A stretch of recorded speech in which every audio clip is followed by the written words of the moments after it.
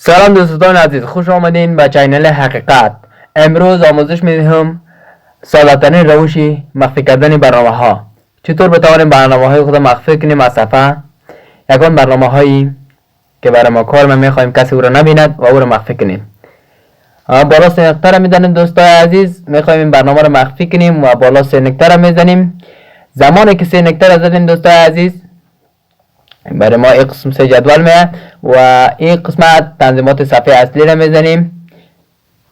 وقتی که تنظیمات صفحه اصلی را زدیم، برای ما قسم یک صفحه میاد. صفحه را اسکرول داون میکنیم به طرف پایین و اینجا نوشته است مخفی کردن برنامه ها و این را فشار میدیم.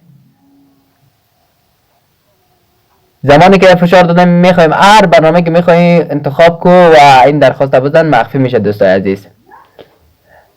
ویدیو مرا لایک کنید و کانال مرا سابسکرایب کنید و از ما حمایت کنید تا جدیدترین ویدیوهای ما به دست شما برسد. تشکر. و این برنامه را میخوایم مخفی کنیم و این را انتخاب میکنیم.